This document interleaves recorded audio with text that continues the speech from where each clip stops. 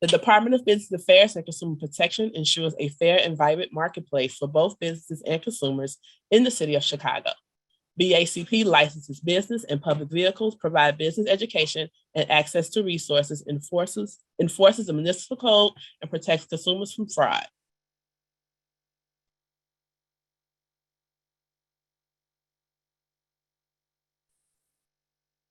Good morning, everyone. My name is Jamie Viramontes, and I am a business consultant supervisor here at the Small Business Center, where people can come in and get licensed. Most Chicago businesses are required to get a business license from the BACP.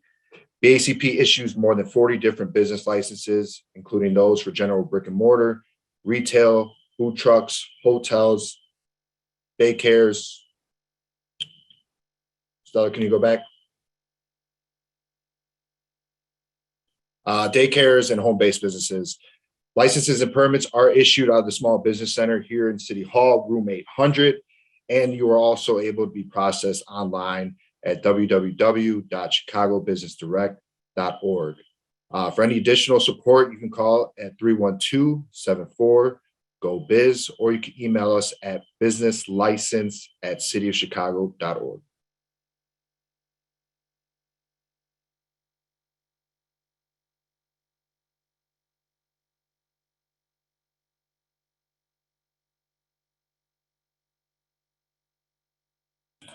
Brian, go ahead. Sorry about that. I will be answering the questions on liquor control issues today. The local liquor control division issues all City of Chicago liquor licenses, including those for taverns, consumption of on-premise, incidental, which it covers your restaurants and other theaters type activities. We also do the outdoor patio and late hour licenses. We also do everything involved with the public place of amusement licenses, which are required to produce, present, or conduct any type of amusement. And those range everything from your small local theaters all the way up to Soldier Field and concert venues. Obtaining a liquor license is a comprehensive process that involves both community input and facilities inspections. Establishments must pass inspections from multiple city departments, and neighborhood sentiment is considered before issuing liquor licenses. We also take into account what the feedback from the Alderman and the CPD. Liquor licenses are issued out of the Small Business Center in room 800 of City Hall. You can also do those on Chicago Business Direct, as Jamie mentioned in the last slide. The Small Business Center services both non-hospitality and hospitality licensing. For additional support, same number, you can go to 312-74-GO-BIZ or email businesslicense@cityofchicago.org.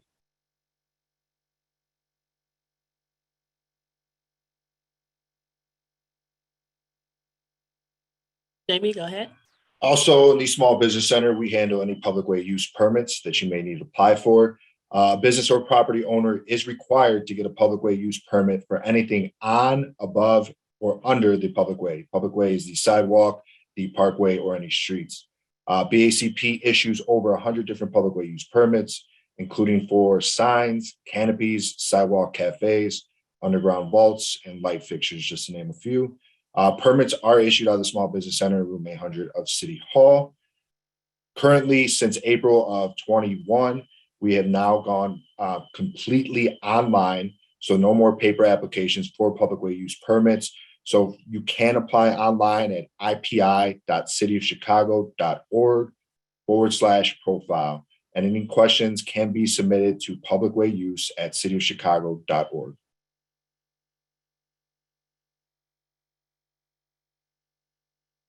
Go ahead, Ivan. Good morning, everyone. Thank you for participating this morning. I see there's a lot of participants on the list, and that's great to see. My name is Ivan Capifali. I am managing deputy with BACP. This morning, I'm representing our Business Compliance Enforcement Unit, or also known as BCE. BCE is BACP's enforcement arm, and is made up of BACP investigators that inspect businesses and issue violations where necessary to ensure compliance with city laws governing business establishments. BACP investigators conduct targeted investigations of unscrupulous and fraudulent business practices throughout the city and respond to consumer complaints in areas such as license requirements, public way use, tobacco, consumer fraud, weights and measures, retail, public vehicle enforcement, truck weight enforcement. We also have a unit that we call triage, which is the unit that screens and assigns complaints, urgent response. Urgent response is a unit that we actually have it's similar to a drop everything that you're doing and respond, and it's for emergencies. And then recently, since 2018, we've added another shift for nights and weekends, where we have coverage from Thursday through Friday through Sunday from 1 p.m. In addition to our regular working hours, 9 to 5, we also have resources available from 1 p.m. until 2 a.m. For any enforcement questions or to report a complaint, please, our preferred method for complaint reporting is 311, but you can also email us at bacpoutreach@cityofchicago.org or call 312-743-5185 for questions. Thank you.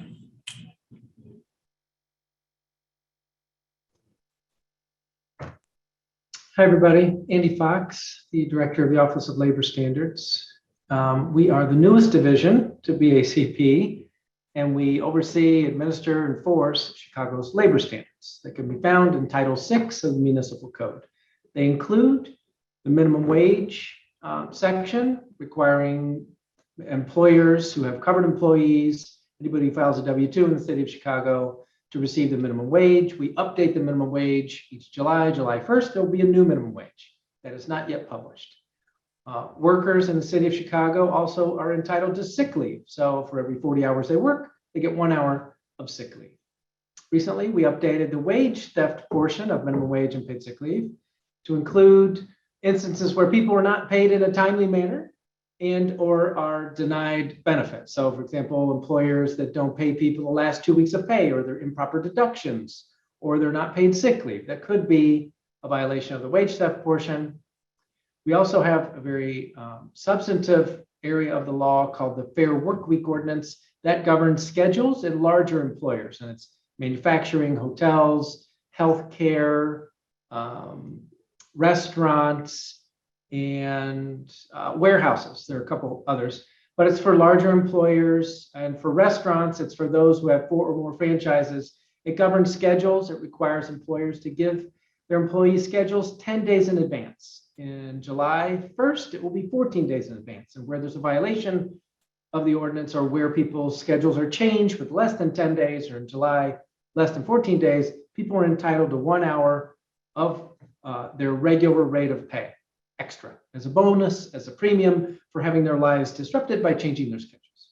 Effective January 1, 2022, we required employers who have domestic workers, and domestic work is really by definition. You don't have to be called a domestic worker, but if you're doing domestic work, you should be providing your employees. If you're an employee, you should be getting a contract that spells out your wages and your schedule, and it should be provided in the preferred language. If you go to our website, you'll see we've got a link to domestic worker contracts. So think of care workers, think of people doing nanny work, potentially, here's one, dog walkers who come into your home and take care of your dog in the house. But if they're walking outside the house, it might not be domestic work. So it's really, the definition of domestic work is really important.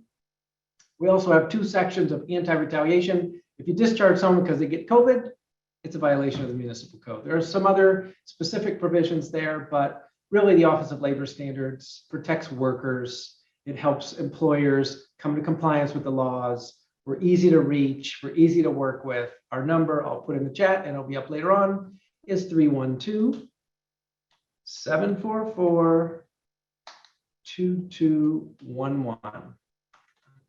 Chat. You can go to our website. The link is there, chicago.gov/labor standards. If you have any questions about coming to compliance, or you just have a concern, a problem, an issue, we're here for you. BACP, Labor Standards at cityofchicago.org. Thank you.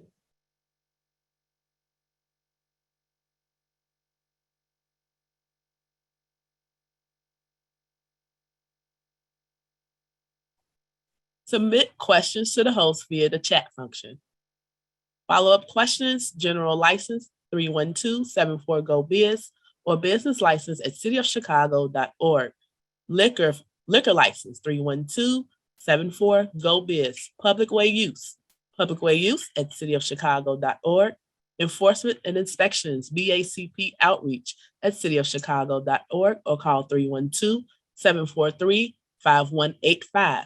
To reach the Office of Labor Standards, BACP Labor Standards at cityofchicago.org. For general questions, please send us an email at bacpoutreach@cityofchicago.org.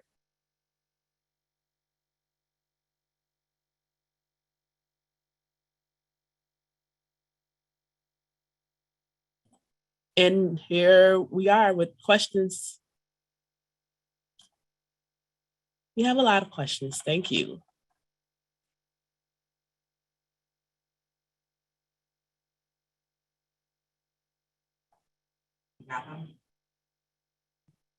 Does every vendor need a pop-up license? Jamie? Yes, every vendor will need a pop-up license. If you're trying to pop up at a location, a brick and mortar, you will be required to have a pop-up license.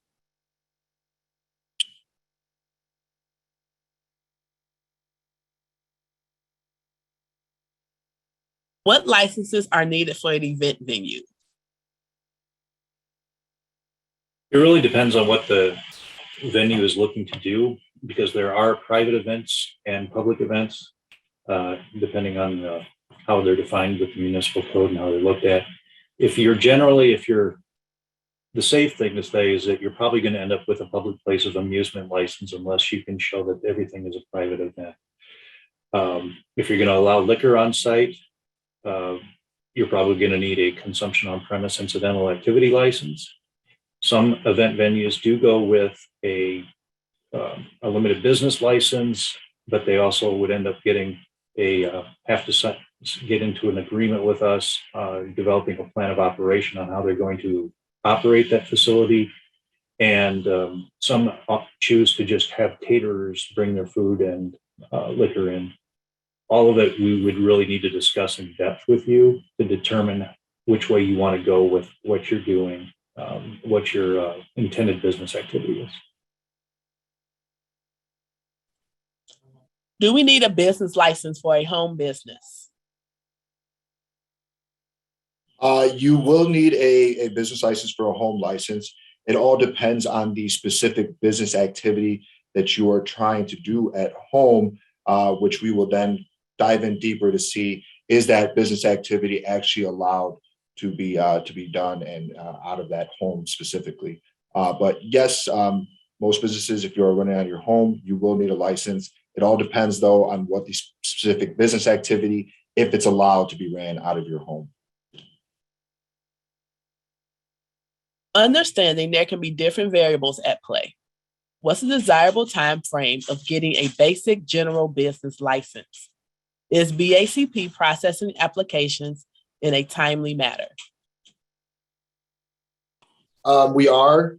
I do suggest you guys, the Small Business Center is open currently here at City Hall, room 800, also online. Since COVID, a lot of people had to be pushed to apply online. But I do suggest, coming in, sitting down with a business consultant, going over the application process.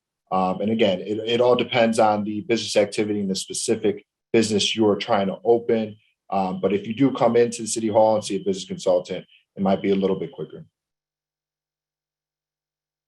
Where can I find funding for business expansion? I'm interested in opening a cosmetology school or a salon. Again, I just suggest you guys come into the Small Business Center. You can sit down with the business consultant. They can give you all the requirements for a cosmetology school / salon and those required and the required documents or anything like that for the licensing itself. And then we can also go through with zoning to see if the location you are interested in opening that business is allowed specifically. What documents are required to update a city business license from a partnership to a sole proprietor? So if you're going from a partnership to a sole proprietor, you will actually have to apply entirely brand new for that license. So let's say me and my partner, we had a restaurant and it was under a partnership, and now I am going solo and I'm just doing it under sole proprietor. You will actually have to go through the licensing process in its entirety, because we treat that as basically a brand new entity. So you will have to reapply if you're going from a partnership to a sole proprietor, or even from a LLC to a corporation. Jamie, this all looks like questions for you. Where and how much can I get the pop-up license? You can get a pop-up license here at the Small Business Center. It all depends on the actual pop-up. We have different tiers, and we have actually different amount of days. So you can get 5-day, 30-day, 90-day, 100-day, and a year. For example, a 5-day license is $25, a 30-day license is $50, a 90-day license $75, and a 180-day license is $100. You can also get the 1-year license for a pop-up for $150. So you have different options on that. Does recording a basketball game at a public park require a public parkway license?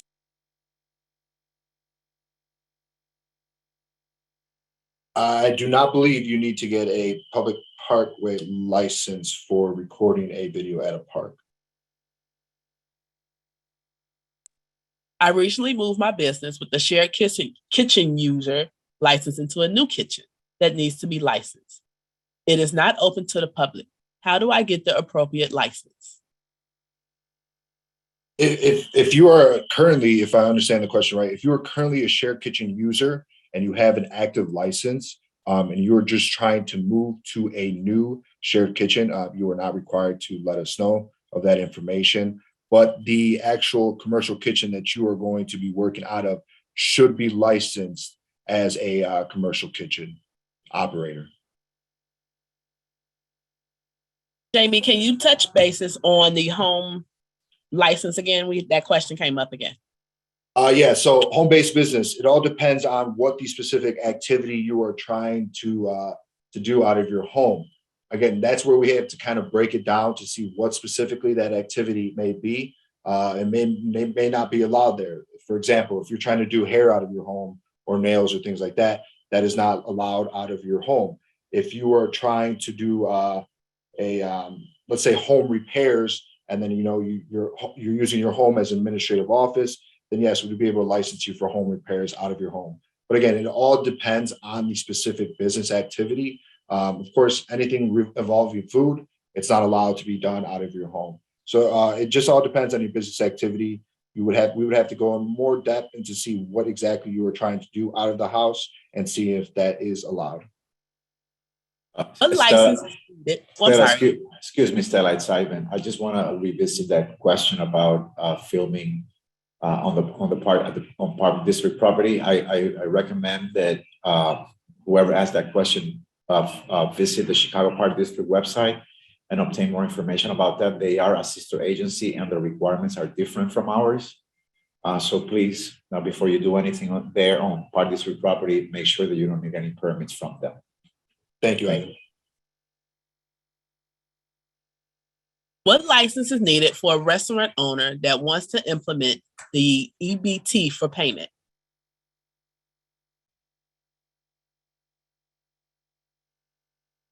No license is required from the city of Chicago. I think that if anybody else can speak on that, but there's no actual license to use EBT functions.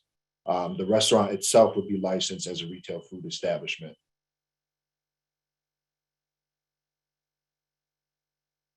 Where can I find information requirements on cannabis consumption lounge license?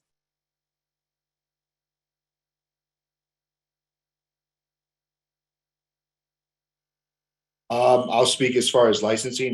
This is something that's not currently allowed and not licensed at this moment. So there's no information that we would have here with the city of Chicago.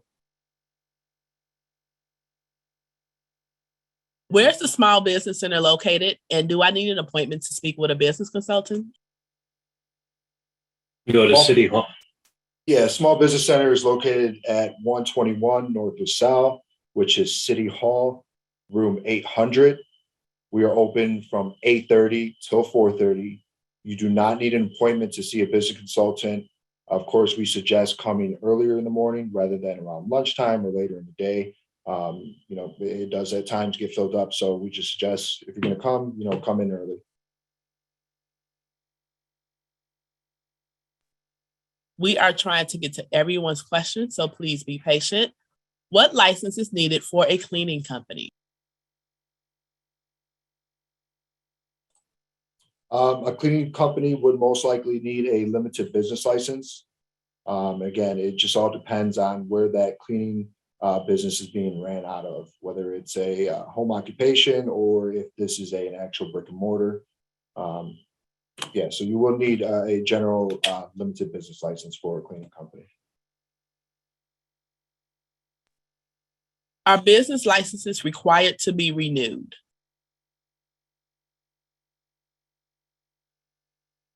If you are still in business and you are running a business, yes, the business license is required to be renewed. Business licenses have a 2-year term. So every 2 years is when you'll be renewing your license.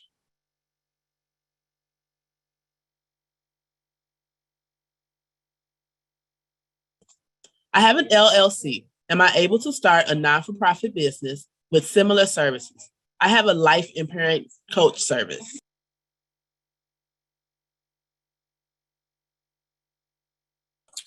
Yes, any LLC, you can run a non-for-profit. Again, we would have to go a little bit more detail on the specific activity that you are doing to try to kind of direct you in the right license that you should be actually applying for. But yes, an LLC can create a not-for-profit business. I was denied a license for a cell phone kiosk due to zoning inside a fresh market that holds a retail business license already. Is there any reason why this happened?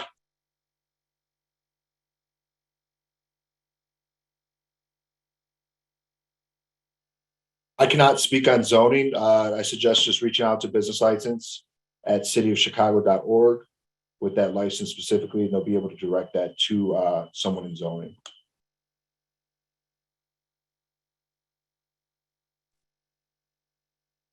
Is the peddler's license the same as a pop-up license? If so, where can I apply for both? A peddler's license is not the same as a pop-up license. A pop-up license, you would have to pop up in a brick and mortar, an actual establishment. A peddler's license is to peddle along the streets. So this is moving along the public way and to peddling, anything from retail sales of general merchandise, whole fruits and vegetables and flowers. No food can be prepared outside, no pops, no waters, nothing like that. Both can be applied for here at City Hall, room 800 at BACP Small Business Center. Is a permit required for landscaping? Yes, a public way use permit is required for landscaping. You can apply for that permit at ipi.cityofchicago.org/profile.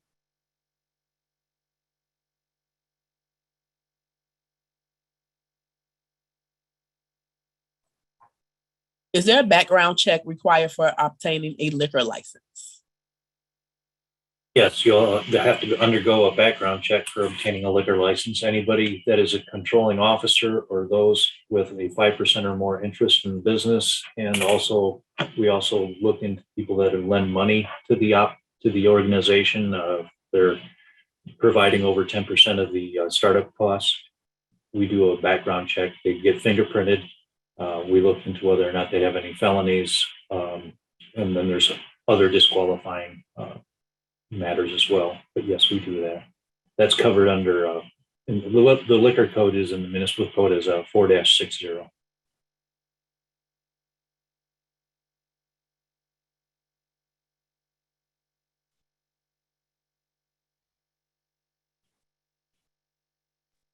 Do you need a license for a website, social media blog type of business operating virtually with no physical location?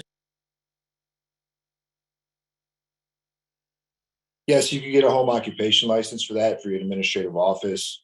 So yes, you can get a license for that specific business activity.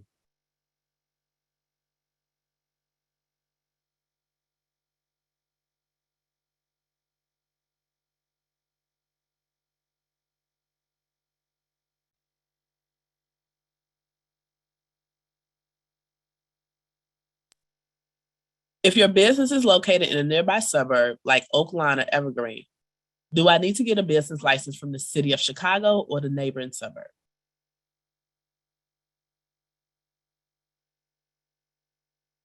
So we only license businesses in the city of Chicago. So I suggest reaching out to your specific municipality to see what their licensing requirements may be.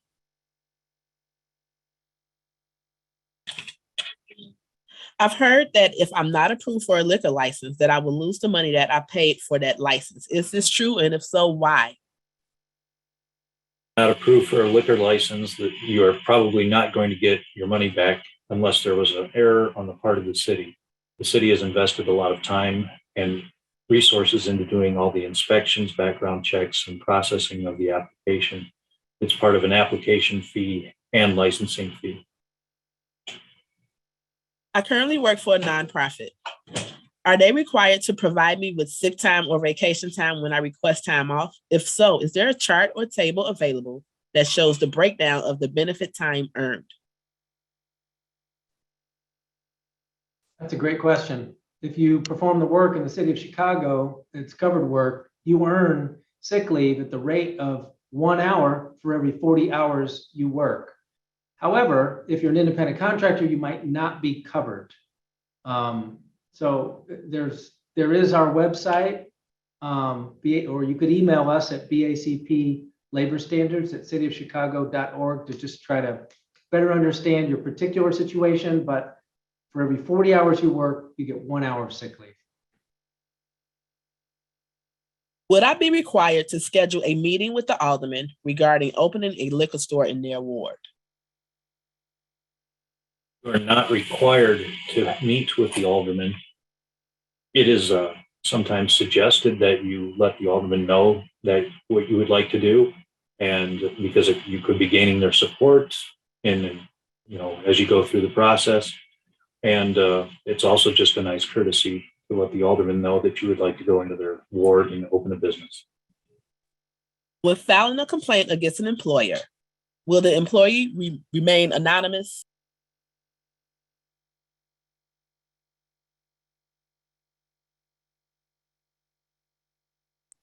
Andy, I think that's your question. Could you restate the question? When filing a complaint against an employer, will the employee remain anonymous? That's an excellent complaint. That's an excellent question. So we keep our confidential complainant information in a file. It's an investigative folder. So we take individual complaints, we take anonymous complaints, we make them part of our investigative file. When we contact the employer with a subpoena or outreach, we never identify the individual complainant. It's like the city of Chicago brings an action against an employer. So that complainant identity is maintained confidential throughout. Now, in a rare instance, in the 2 years since I've been here, we've never had someone have to testify, but there might be a rare instance where a person might have to testify. Super rare, but that would be kind of their choice. We don't expect that has to happen, but we investigate on behalf of all the complainants at the same time. So yes, to your question, confidential. For a company or a small business to provide sick time, how many employees are required for that to happen? There's no minimum requirement. If you have workers who are performing work in the city of Chicago, if you're from some other state and you're teleworking here in the city of Chicago, it's covered by Chicago's municipal code. We wrap our arms around you and protect you in the city of Chicago if you're a worker. What is the process when it comes to investigating a business? And if the business is found to be in violation, what type of disciplinary actions might that business face? Good morning. Excellent question. So we receive complaints from 311, email, phone calls, aldermanic offices, in general. Our investigations are assigned depending on what type of complaint. to a different, subject matter expert investigator that will actually then respond to that complaint. If a violation is found, and depending on the severity of the violation, we can take action in the form of a notice to correct, which will allow the business to correct their, problem in a certain amount of time, and it can be from 1 day to 30 days or longer. If the violation is egregious, we can then issue citations. If it's a violation of the public way, we can write a removal order, also allowing the business owner a certain amount of time to correct the problem. Our enforcement goes to administrative hearings. It is fine-based for the most of the time, but ours is a progressive enforcement approach. So it could be, if it's a problem business and the violations continue to occur, that business can then be referred to the Licensed Discipline Commission for obviously a more serious approach. What are the requirements for obtaining a catering license?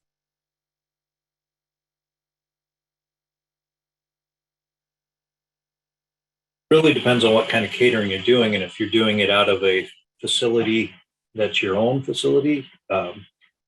We have some catering businesses that just get a retail food. They have their own kitchen. Some caterers choose to start off as a shared kitchen user, where they go into a shared kitchen and just rent time based on when they need it. Also, people can choose to get a caterer's liquor license, which allows them to cater liquor along with a full meal. And in those instances, they either do it with a retail food, or they also have the opportunity to do it as a shared kitchen user. The only difference between normal shared kitchen users and those that choose to do catering liquor along with their shared kitchen user is that we do require the shared kitchen user, in the instance of having caterer's liquor, to define a shared kitchen location and have a set address, as opposed to shared kitchen users that can use any shared kitchen. Because we need to be able to investigate where the liquor is. They need to have a defined location for the liquor, because they also have to get a license from the state of Illinois in order to obtain liquor. To open a neighborhood tavern with food and entertainment, what license are required? If you're going to get a tavern with food, you're going to need a retail food license. From suggesting that it's a tavern, I'm assuming that you're going to have alcohol be more of the primary focus. So then you would need a tavern liquor license. And if you're going to have entertainment, you're going to probably need the performing public place of amusement license.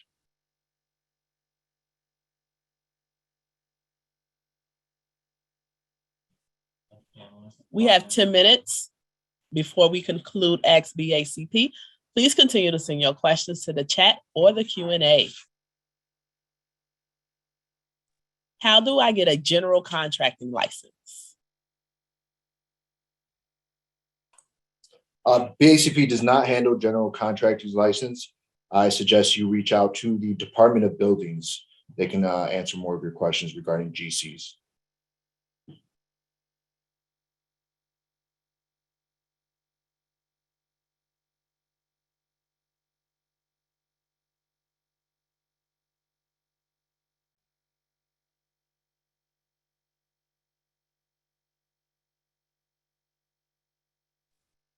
Who carries the liability for a wine liquor tasting event? The business owner or the vendor?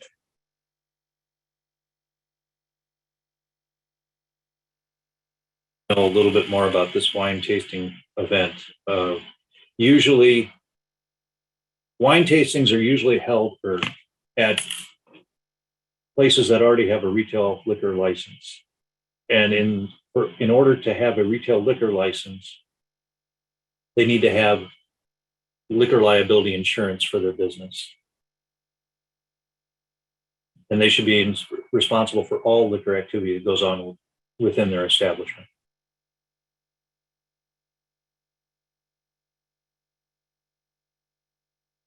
Do I need a license for a mobile mechanic? If so, what are the requirements?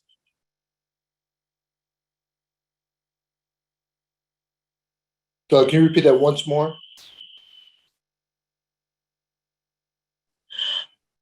Do I need a license to be a mobile mechanic?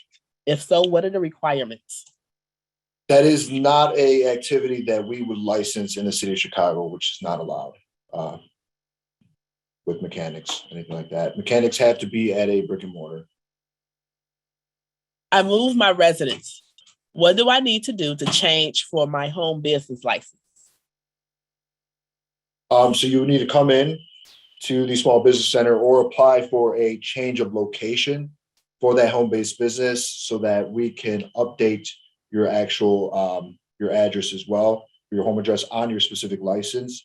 You will also need to have that new home address on a on your state ID, driver's license, anything like that, so that we could verify that you are indeed living there.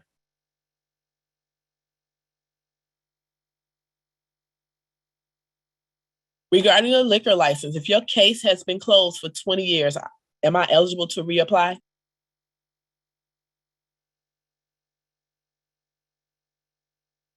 Depends on what do you mean by your case? If you've been revoked for a liquor license at any point in time, you're not eligible to reapply.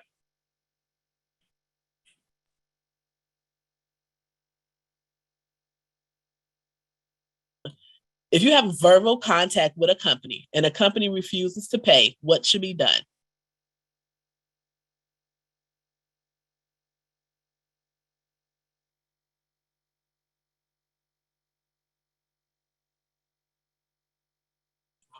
Hey, Andy, I think this is your question. If you have a verbal contact with a company and a company refuses to pay, what should be done?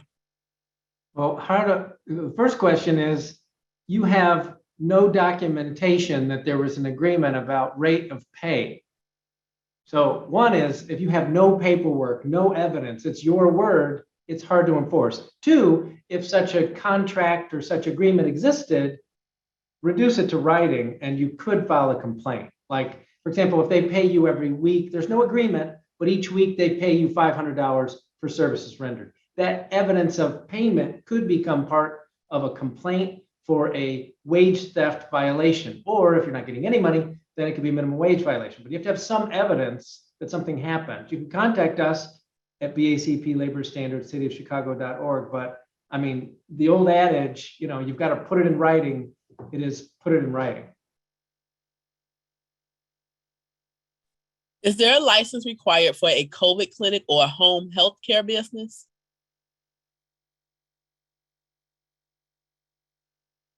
The city does not license any COVID businesses like that. And then also any kind of home health, if you are licensed by the state, it basically supersedes us. So the city will not license you. So if you were licensed by a state, you would not be required to have a city license. I work for a cleaning company. We do not receive any sick time or vacation time. How do I file a complaint?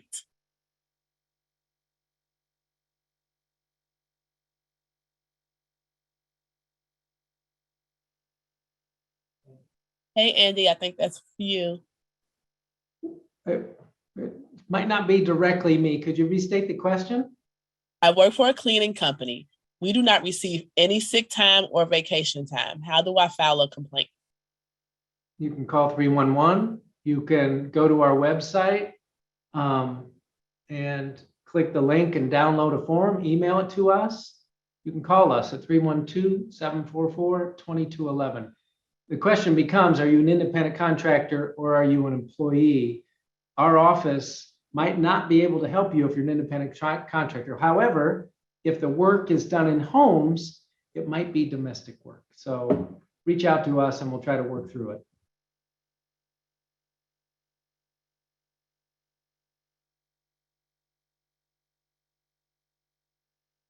Okay, Andy, I think this is you. It's a pretty long one. Is the minimum wage and sick time applicable to all W-2 employees, whether they are part-time or full-time?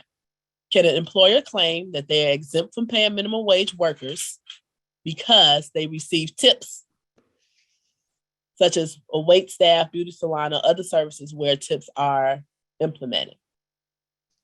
Two good questions. One is, we don't distinguish between part-time, full-time. If you work, you're entitled to a wage, and the wage in the city of Chicago is based on the size of your employer. So part-time, full-time, doesn't matter. You deserve to get paid.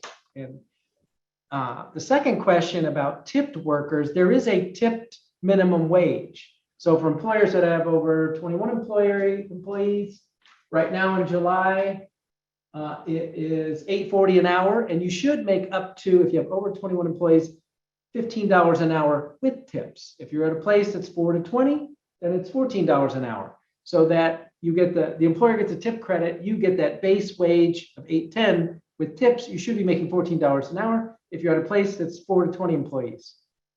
So if your employer says, listen, I'm already paying you the minimum wage, so you're not a tipped worker. If a worker receives tips in excess of $30 a month, then they're a tipped worker. So they can pay you $50 an hour, but you can still earn tips. The question here, oftentimes what we see employers make a big mistake, if there are tips on the premises, managers and owners cannot share in the tip pool. Only tipped workers can share in a tipped pool, and that's where there's some nuance. So tipped workers, employers, if you think they're not tipped workers, know that if they get $30 a month or more, they are by definition a tipped worker under the Fair Labor Standards Act. That was really long, but I think I answered yes to both questions. I currently have a restaurant. What is the process to make it a shared kitchen? So you have to come in and apply for a shared kitchen operator. You will be required to have a consultation with our supervising sanitarian from the public health. She'll need to see a floor plan and a couple other required documents. So yes, you would need to apply for a shared kitchen operator specifically. We're down to 1 minute. This is our last question. If you open a restaurant, what license would you need to play music and videos in the restaurant?